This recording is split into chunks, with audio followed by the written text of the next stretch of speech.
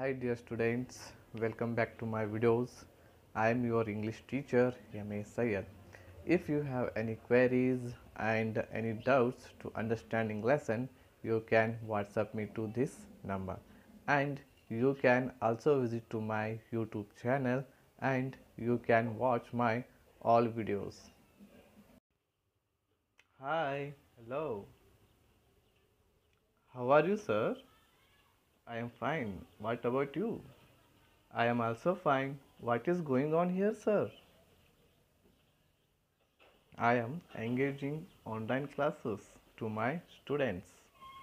Wow, nice. You are doing good job, sir. ನೀವು online classes ತಗೋತಾ ಇರೋದು ಎಲ್ಲ ವಿದ್ಯಾರ್ಥಿಗಳಿಗೆ ಬಹಳ ಹೆಲ್ಪ್ ಆಗ್ತಾ ಇದೆ ಸರ್. ಹೌದು, ವಿದ್ಯಾರ್ಥಿಗಳಿಗೆ ಅನುಕೂಲ ಆಗುವ ದೃಷ್ಟಿಯಿಂದಲೇ ಈ ವಿಡಿಯೋಸ್ಗಳನ್ನು ನಾನು ಮಾಡ್ತಾ ಇದ್ದೇನೆ. ವಿದ್ಯಾರ್ಥಿಗಳ ಪರವಾಗಿ ನಿಮಗೆ ತುಂಬ ಧನ್ಯವಾದಗಳು ಸರ್. ಓಕೆ ಸರ್, ಈಗ ನಾನು ಲೈಟ್ ಹೌಸ್ ನೋಡಲು ಹೋಗುತ್ತಿದ್ದೇನೆ. Okay sir, bye. Okay, nice. ನಾವು ಕೂಡ ಇಂದು ಪಾಠದಲ್ಲಿ ಲೈಟ್ ಹೌಸ್ ಬಗ್ಗೆ ಓದ್ತಾ ಇದ್ದೇವೆ. ಓಕೆ, ಬಾಯ್. ಓಕೆ ವಿದ್ಯಾರ್ಥಿಗಳೇ, ಈಗ ನಾವು ಲೈಟ್ ಹೌಸ್ ಪಾಠವನ್ನು ತಿಳಿದುಕೊಳ್ಳೋಣ. ನಾನು ಹಿಂದಿನ ಒಂದು ವಿಡಿಯೋದಲ್ಲಿ ನಿಮಗೆ ಒಂದು ಹೋಮ್ವರ್ಕನ್ನು ಕೊಟ್ಟಿದ್ದೆ. ಅದು ಏನೆಂದರೆ, ಲೈಟ್ ಹೌಸ್ ಈ ಶಬ್ದ ನಿಮ್ಮ ಕಿವಿಗೆ ಬಿದ್ದ ತಕ್ಷಣ ನಿಮ್ಮ ಮೈಂಡ್ದಲ್ಲಿ ಯಾವ ಯಾವ ಶಬ್ದಗಳು ಬರುತ್ತವೆ ಅವುಗಳನ್ನು ನಿಮ್ಮ ನೋಟ್ಬುಕ್ದಲ್ಲಿ ಬರೆಯಿರಿ ಅಂತ ಹೇಳಿದ್ದೆ. ಎಲ್ಲ ವಿದ್ಯಾರ್ಥಿಗಳು ಬರೆದಿರ್ತೀರಾ ಅಂತ ಹೇಳಿ ಅನ್ಕೋತೀನಿ. ಎಲ್ಲ ವಿದ್ಯಾರ್ಥಿಗಳಿಗೆ ಧನ್ಯವಾದಗಳು. ಈಗ ನಾವು ಪಾಠವನ್ನು ನೋಡೋಣ. ನಾನು ಪಾಠವನ್ನು ಓದ್ತಾ ಹೋಗ್ತೀನಿ. ನೀವು ನಿಮ್ಮ ಪುಸ್ತಕದಲ್ಲಿ ನಾನು ಓದುವಂತಹ ಲೈನ್ಸ್ಗಳ ಮೇಲೆ ನಿಮ್ಮ ಬೆರಳುಗಳನ್ನು ಇಟ್ಕೊತ ಹೋಗ್ರಿ. Okay. Rajeev and his father Madhav were very happy and that day. Rajiv was especially thrilled because his father would take him out on a visit to the lighthouse.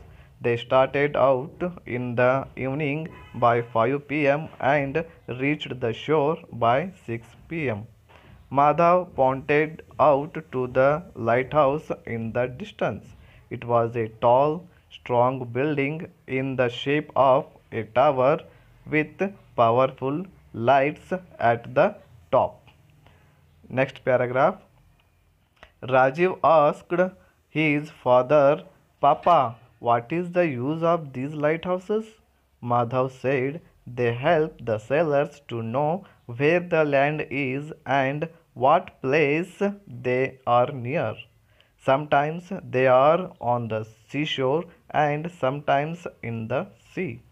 They are in places which are dangerous to ships and they help to warn and guide the sailors." Raju was curious. He said, "But how do they work? But how do they work?" Madhav replied, "Modern lighthouses use powerful electric lights." Next paragraph. Rajiv asked, "But what about those days when there was no electricity?" Madhav laughed. "You are a clever boy, my son. In olden days, wood fires would be lit in high places on the shore. Later, a large number of candles were used with glass around them to keep out the wind." Next. You know, Rajiv, in those days, before lighthouses were built, sailors who got lost in the sea had no way of getting back to land. They also had the danger of dashing against high rocks in the darkness in the sea or being unable to see which was a safe place to land. These lighthouses guided them to safety. Next one is, Rajiv asked, "Papa, when was the first lighthouse built?" "I don't know, my son," Madhav replied, "but I believe that in the olden days many fishermen were lost in the sea and were unable to return home. The people on the land were worried and yet helpless to guide them. Then a group of clever young men hit upon this idea. They collected a few huge logs and lots of dry branches and set fire to them. They were laughed at by elders, but they continued to keep the fire burning.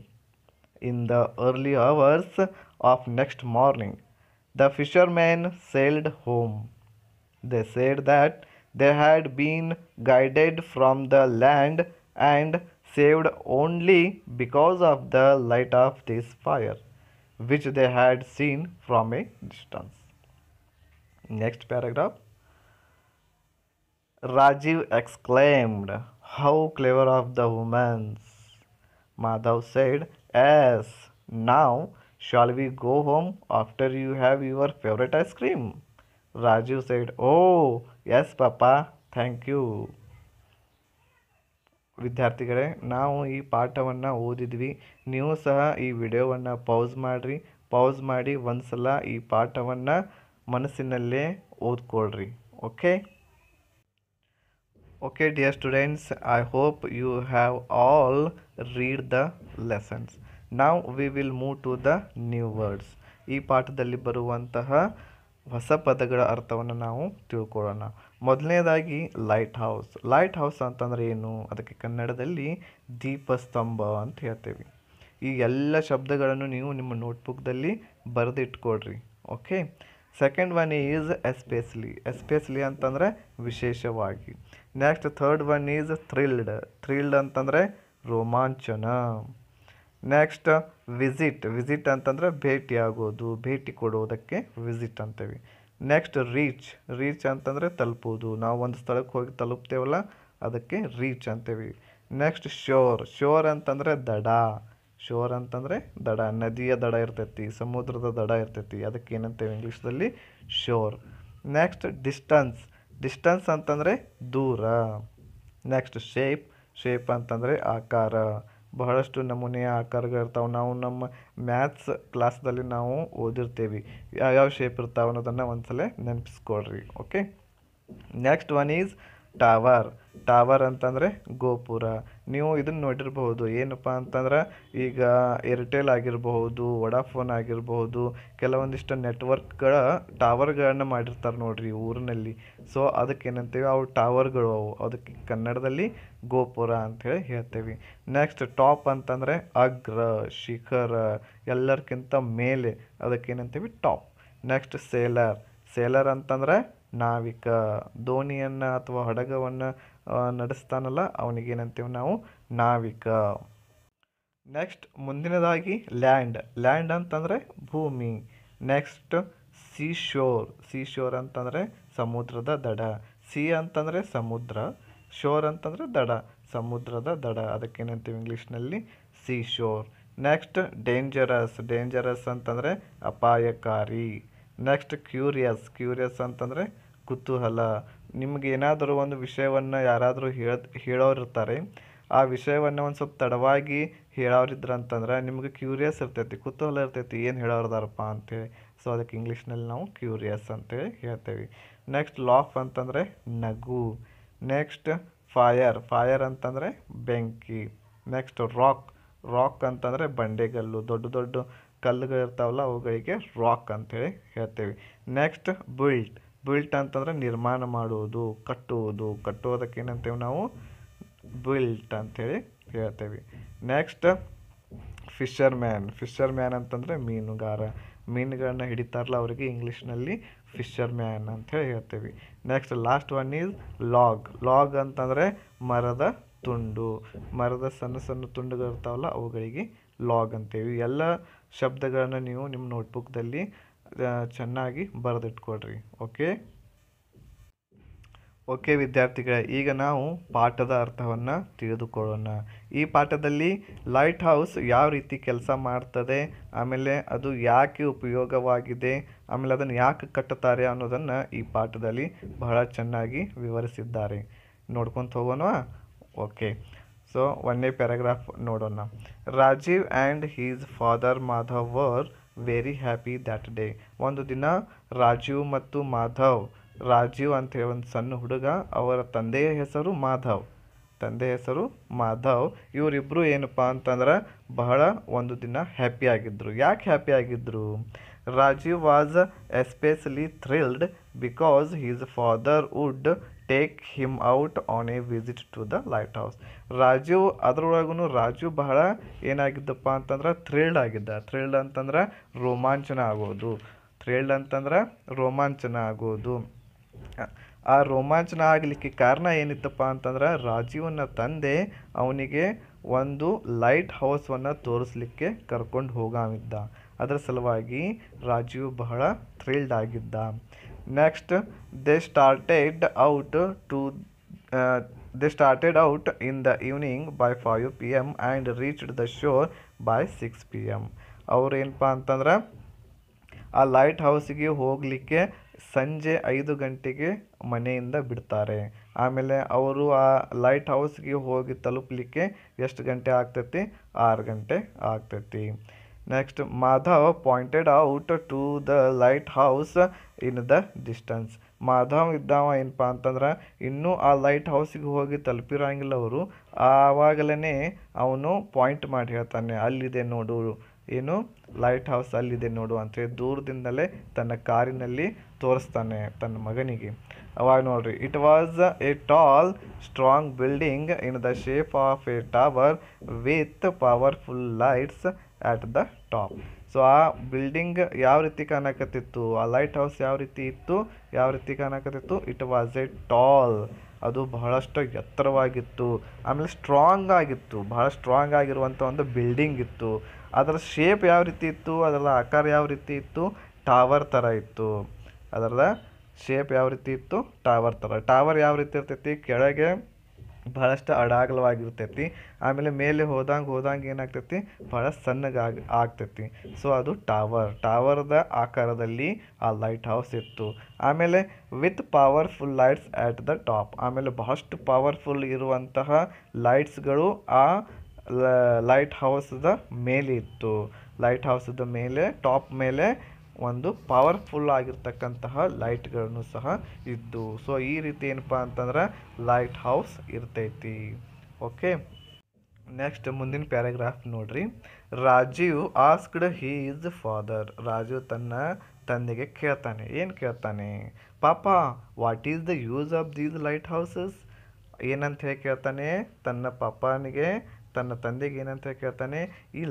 ಈ light ಹೌಸ್ದ ಉಪಯೋಗ ಏನು, ಯಾಕೆ ಕಟ್ಟ್ಯಾರೆ ಅಂಥೇಳಿ. ಈಗ ನಿಮಗೂ ಕುತೂಹಲ ಇರಬೇಕು, ಏನಪ್ಪ ಅಂತಂದ್ರೆ ಈ ಲೈಟ್ ಹೌಸ್ ಎದಕ್ಕೆ ಕಟ್ತಾರೆ, ಇಷ್ಟು ದೊಡ್ಡ ಬಿಲ್ಡಿಂಗನ್ನು ಎದಕ್ಕೆ ಕಟ್ತಾರೆ ಅಂತೇಳಿ ನಿಮಗೂ ಕುತೂಹಲ ಇರಬೇಕು, ಕೇಳಲಿಕ್ಕೆ, ತಿಳ್ಕೊಳ್ಳಿಕ್ಕೆ.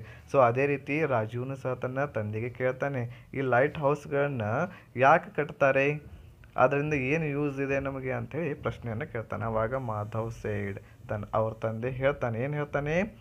They help the sailors to know where the land is and what place they are near. ಇದು ಯಾರಿಗೆ ಉಪಯೋಗ ಇದೆ?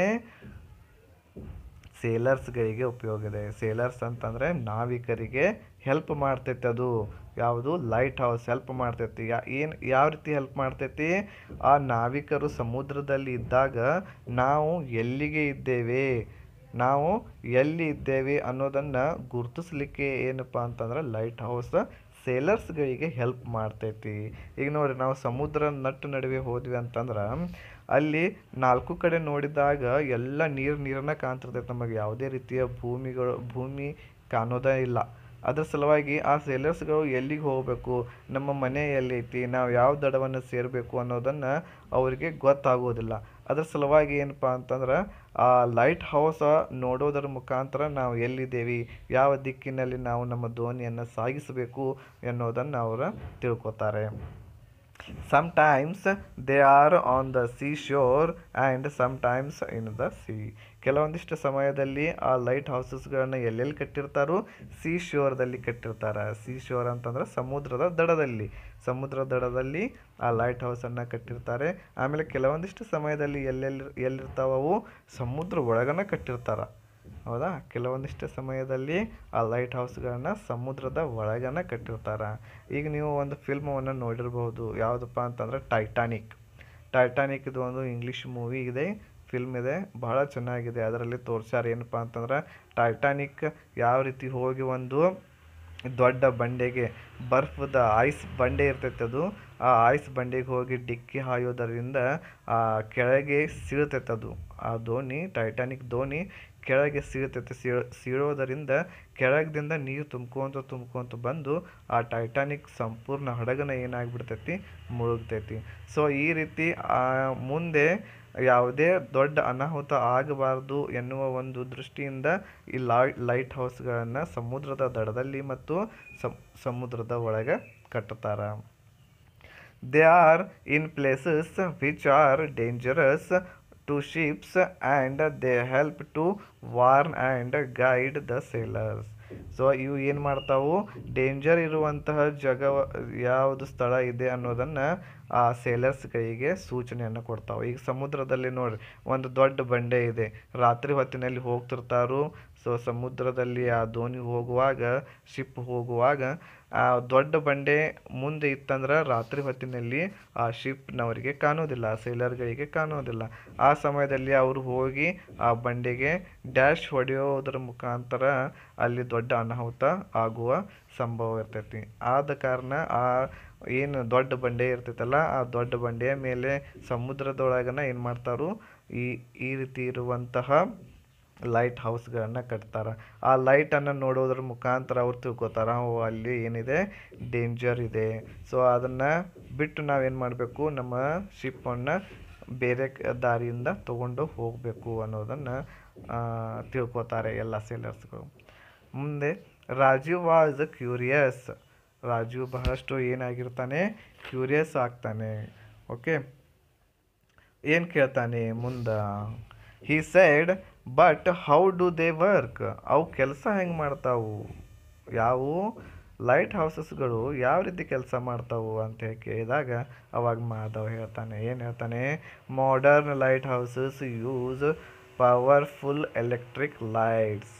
ಏನಪ್ಪ ಅಂತಂದ್ರೆ ಈಗ ಮಾಡರ್ನ್, ಈಗಿನ ಏನು ಲೈಟ್ ಹೌಸಸ್ಗಳನ್ನ ಕಟ್ಟ್ಯಾರಲ್ಲ ಸಮುದ್ರದ ದಡದಲ್ಲಿ ಅಥವಾ ಸಮುದ್ರದ ಒಳಗೆ, ಅವುಗಳು ಏನಪ್ಪ ಅಂತಂದ್ರೆ ಯಾವ ರೀತಿ ಕೆಲಸ ಮಾಡ್ತಾವು, ಪವರ್ಫುಲ್ ಎಲೆಕ್ಟ್ರಿಕ್ ಲೈಟದ ಮುಖಾಂತರ ಕೆಲಸ ಮಾಡ್ತಾವು ಅಂತೇಳಿ ತನ್ನ ಮಗನಿಗೆ ಹೇಳಾಕತ್ತಾನ. ಮುಂದೆ ರಾಜೀವ್ ಮತ್ತು ತನ್ನ ತಂದೆಗೆ ಒಂದು ಪ್ರಶ್ನೆಯನ್ನು ಕೇಳ್ತಾನೆ. Rajeev asked, but what about those days when there was no electricity? ಈಗಲಂತೂ ಏನಪ್ಪ ಅಂತಂದ್ರೆ ಎಲೆಕ್ಟ್ರಿಸಿಟಿ ಇದೆ, ಈಗೀಗ ಇತ್ತೀಚೆಗೆ ನಮ್ಮ ಜಗತ್ತಿನಲ್ಲಿ ಎಲೆಕ್ಟ್ರಿಸಿಟಿ ಇದೆ. ಸೊ ಈಗ ಲೈಟನ್ನು ಹಚ್ತೇವೆ ನಾವು.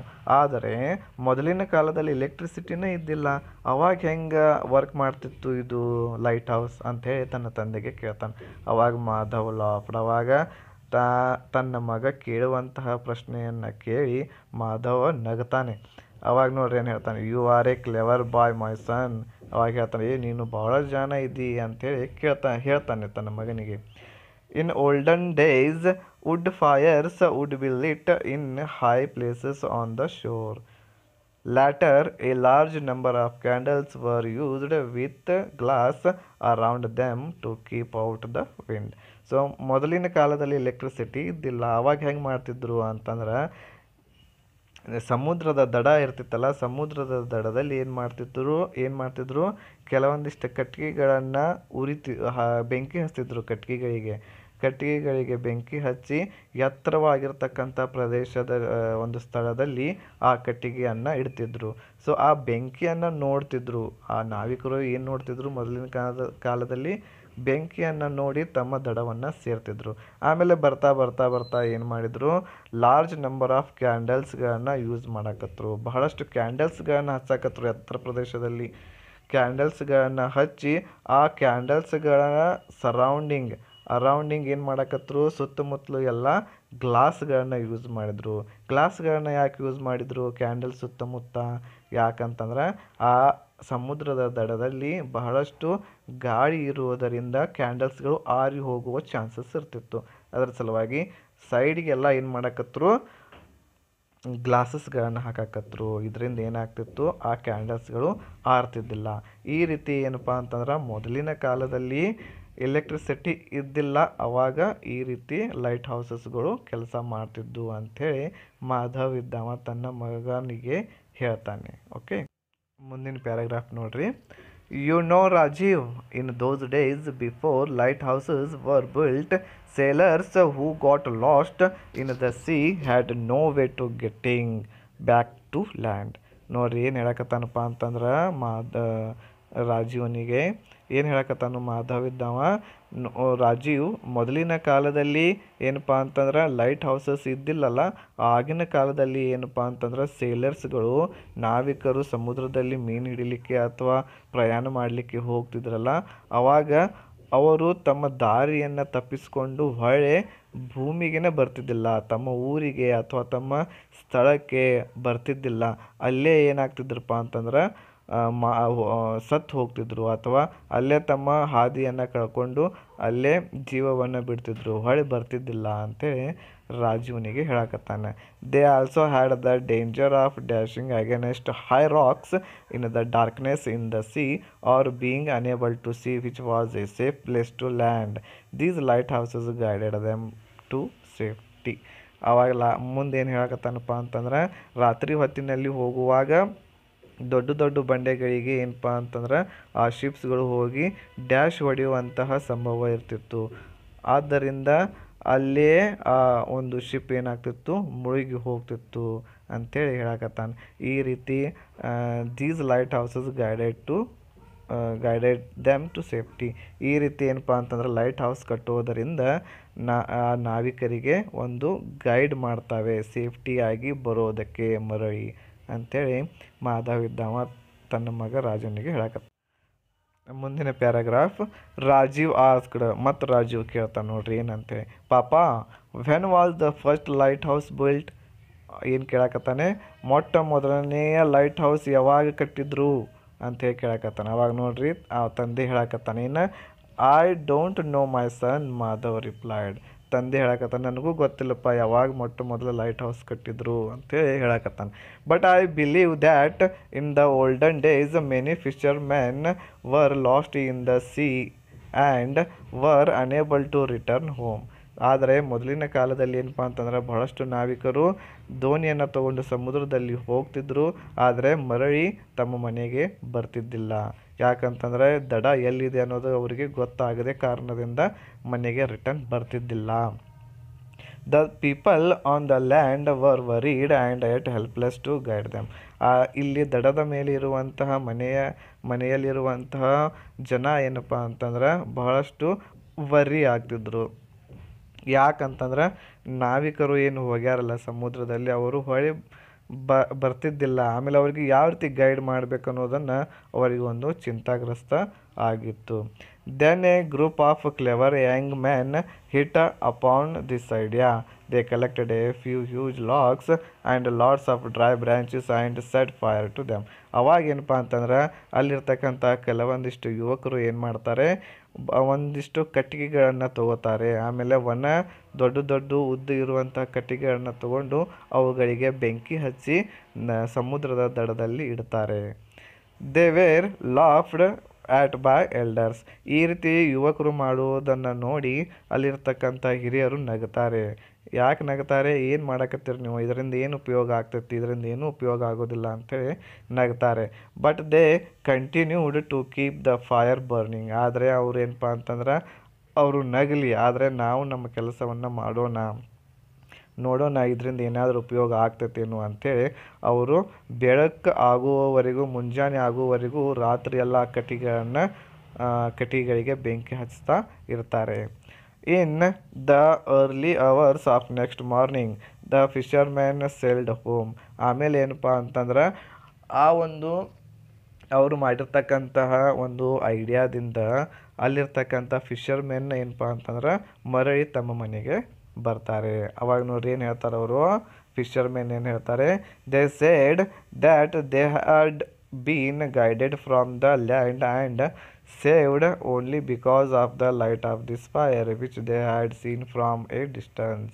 ಅವಾಗ ಸೇಲರ್ಗಳು ಹೇಳ್ತಾರೆ, ಏನು ಹೇಳ್ತಾರೆ, ಮರಳಿ ಬಂದ ಮೇಲೆ ನಾವು ಮರಳಿ ಬರಲಿಕ್ಕೆ ಕಾರಣ ಏನಪ್ಪ ಅಂತಂದ್ರೆ ಈ ಒಂದು ಬೆಂಕಿ, ನೀವೇನಿಲ್ಲಿ ಸಮುದ್ರದ ದಡದಲ್ಲಿ ಬೆಂಕಿ ಹಚ್ಚಿದ್ರಲ್ಲ, ಆ ಬೆಂಕಿ ನಮಗೆ ಬಹಳ ದೂರದಿಂದ ಕಾಣಕತ್ತಿತ್ತು. ಆ ಬೆಂಕಿಯನ್ನು ನೋಡಿ ನಾವು ಏನು ಮಾಡಿದ್ವಿ, ಮರಳಿ ನಮ್ಮ ಮನೆಗೆ ಬಂದ್ವಿ ಅಂಥೇಳಿ ಅಲ್ಲಿ ಇರ್ತಕ್ಕಂಥ ಎಲ್ಲ ಜನರಿಗೆ ನಾವಿಕರು ಹೇಳ್ತಾರೆ. ಮುಂದೆ ನೋಡ್ರಿ, ರಾಜೀವ್ ಎಕ್ಸ್ಕ್ಲೇಮ್ಡ್, ರಾಜೀವನಿಗೆ ಆಶ್ಚರ್ಯ ಆಗ್ತೈತಿ. ಏನಪ್ಪ ಅಂತಂದ್ರೆ how clever of the humans, ಈ ಜನ ನಮ್ಮ ಜನ ಎಷ್ಟು ಏನಪ್ಪ ಅಂತಂದರೆ ಕ್ಲೇವರ್ ಇದ್ದಾರೆ, ಎಷ್ಟು ಜಾಣರಿದಾರಲ್ಲ ನೋಡ್ರಿ. ಯಾವ ರೀತಿ ಅವ್ರು ಏನು ಮಾಡಿದರು, ಅಲ್ಲಿರ್ತಕ್ಕಂಥ ಯುವಕರು ಕೆಲವೊಂದಿಷ್ಟು ಕಟ್ಟಿಗೆಯನ್ನು ತೊಗೊಂಡು ಅದಕ್ಕೆ ಬೆಂಕಿ ಹಚ್ಚಿ ಇಟ್ಟರು. ಆ ಬೆಂಕಿಯನ್ನು ನೋಡಿ ಏನಪ್ಪ ಅಂತಂದ್ರೆ ಅಲ್ಲಿ ಹೋಗಿರ್ತಕ್ಕಂತಹ ನಾವಿಕರು ಮರಳಿ ಮನೆಗೆ ಬಂದರು. ಇದರಿಂದ ಪ್ರಾಣವನ್ನು ಉಳಿಸ್ಕೊಂಡು ಬರೋದಕ್ಕೆ ಅನುಕೂಲ ಆಯಿತು. ಈ ರೀತಿ ಏನಪ್ಪ ಅಂತಂದ್ರೆ ಲೈಟ್ ಹೌಸಸ್ ಮಾಡೋದನ್ನು ಒಂದು ಪ್ರೇರಣೆ ಆಯಿತು ಅಂತ ಹೇಳಿ ಹೇಳ್ಬೋದು. ಮಾಧವ್ ಸೈಡ್, ಎಸ್ ನಾವು shall we go home after you have your favourite ice cream. ಅವಾಗ ಮಾಧವ್ ಇದ್ದವ ರಾಜೀವ್ನಿಗೆ ಹೇಳ್ತಾನೆ, ಏನು ಹೇಳ್ತಾನೋ, ಆಯಿತು ಮಗನೇ, ಈಗ ನಾವು ಏನು ಮಾಡೋಣ, ಮರಳಿ ಮನೆಗೆ ಹೋಗೋಣ, ಮರಳಿ ಹೋಗ್ತಾ ಹೋಗ್ತಾ ನಿನ್ನ ಫೇವ್ರೇಟ್ ಐಸ್ ಕ್ರೀಮ್ ತಿನ್ನೋದ್ರ ಮುಖಾಂತರ ಹೋಗೋಣ ಅಂತ ಹೇಳಿದಾಗ ಅವಾಗ ರಾಜೀವ್ ಹೇಳ್ತಾನೆ, Rajeev said, oh yes papa thank you. ಅವಾಗ ರಾಜೀವ್ ಏನು ಹೇಳ್ತಾನೆ, ಓ ಭಾಳ ಉತ್ತಮ, ನಾವು ಈಗ ಹೋಗೋಣ ಅಂಥೇಳಿ ಹೇಳಿ ತನ್ನ ತಂದೆಗೆ ಥ್ಯಾಂಕ್ ಯು ಅಂಥೇಳಿ ಹೇಳ್ತಾನೆ. ವಿದ್ಯಾರ್ಥಿಗಳೇ, ಇಲ್ಲಿವರೆಗೆ ನಾವು ಯಾವ ರೀತಿ ಲೈಟ್ ಹೌಸಸ್ಗಳು ಕೆಲಸ ಮಾಡ್ತವೆ, ಆಮೇಲೆ ಲೈಟ್ ಹೌಸ್ ಯಾವ ರೀತಿ ಇದೆ, ಆಮೇಲೆ ಲೈಟ್ ಹೌಸ್ ಮೊದಲಿನ ಕಾಲದಲ್ಲಿ ಯಾವ ರೀತಿ ಕೆಲಸ ಮಾಡ್ತಿತ್ತು, ಆಮೇಲೆ ಮೊದಲಿನ ಕಾಲದ ಜನರು ನಾವಿಕರಿಗೆ ಯಾವ ರೀತಿ ಗೈಡ್ ಮಾಡಲಿಕ್ಕೆ ಸ್ಟಾರ್ಟ್ ಮಾಡಿದರು ಅನ್ನೋದನ್ನು ಈ ಪಾಠದಲ್ಲಿ ಚೆನ್ನಾಗಿ ತಿಳ್ಕೊಂಡೇವಿ. ಓಕೆ ವಿದ್ಯಾರ್ಥಿಗಳೇ, ಈಗ ನಿಮಗೆ ಒಂದು ಚಿಕ್ಕದಾದಂತಹ ಹೋಮ್ವರ್ಕ್. ಏನು ಹೋಮ್ವರ್ಕ್ಪ ಅಂತಂದ್ರೆ ಮನೆಯಲ್ಲಿ ಇಲ್ಲಿ 4 ಶಬ್ದಗಳನ್ನು ಕೊಟ್ಟಾರವರು. ಏನಂತಂದ್ರೆ ಒಂದನೇದ್ದು ಟ್ರಿಪ್ ಇದೆ, ಎರಡನೇದು ಜರ್ನಿ, ಮೂರನೇದು ಟ್ರಾವೆಲ್, ಇನ್ನೊಂದು ವೋಯೇಜ್ ಅಂತೇಳಿ. ಈ 4 ಶಬ್ದಗಳ ಅರ್ಥವನ್ನು ನೀವು ಏನು ಮಾಡಬೇಕು, ಡಿಕ್ಷನರಿದಲ್ಲಿ ಹುಡುಕಬೇಕು. ಈ 4 ಶಬ್ದಗಳ ಅರ್ಥವನ್ನು ಡಿಕ್ಷನರಿದಲ್ಲಿ ಹುಡುಕಿ ನನಗೆ ಏನು ಮಾಡಬೇಕು, ವಾಟ್ಸ್ಯಾಪ್ ಬರೆದು ನನಗೆ ವಾಟ್ಸ್ಯಾಪನ್ನು ಮಾಡಿರಿ. ಓಕೆ, ಎಲ್ಲ ವಿದ್ಯಾರ್ಥಿಗಳು ಹೇಳಿರ್ತಕ್ಕಂಥ ಹೋಮ್ವರ್ಕ್ ಮನೆಯಲ್ಲಿ ಮಾಡಿರಿ. ಆಮೇಲೆ ಈ ಪಾಠದಲ್ಲಿ ಏನಾದರೂ ನಿಮಗೆ ತಿಳಿಲಿಲ್ಲ ಅಂತಂದ್ರೂ ಸಹ ನೀವು ನನಗೆ ಕೇಳಬಹುದು. ಓಕೆ, ಈಗ ನಾವು ಮುಂದಿನ ವಿಡಿಯೋದಲ್ಲಿ ಈ ಪಾಠಕ್ಕೆ ಸಂಬಂಧಿಸಿದಂತಹ ಕೆಲವೊಂದಿಷ್ಟು ಗ್ರಾಮರ್ ಪಾಯಿಂಟ್ಸ್, ಆಮೇಲೆ ಕೆಲವೊಂದಿಷ್ಟು ಪ್ರಶ್ನೆ ಉತ್ತರಗಳನ್ನು ಡಿಸ್ಕಷನ್ ಮಾಡೋಣ ಅಂತ. ಎಲ್ಲ ವಿದ್ಯಾರ್ಥಿಗಳಿಗೆ ಧನ್ಯವಾದಗಳು. ಮನೆಯಲ್ಲೇ ಇರ್ರಿ, ಆಮೇಲೆ ಮನೆಯಲ್ಲಿಯೇ ಅಭ್ಯಾಸ ಮಾಡಿರಿ ಅಂತ ಹೇಳ್ತಾ ಈ ನನ್ನ ವಿಡಿಯೋವನ್ನು ಮುಗಿಸ್ತಾ ಇದ್ದೀನಿ. ಎಲ್ಲರಿಗೂ ಥ್ಯಾಂಕ್ಸ್ ಒನ್ ಆ್ಯಂಡ್ ಆಲ್.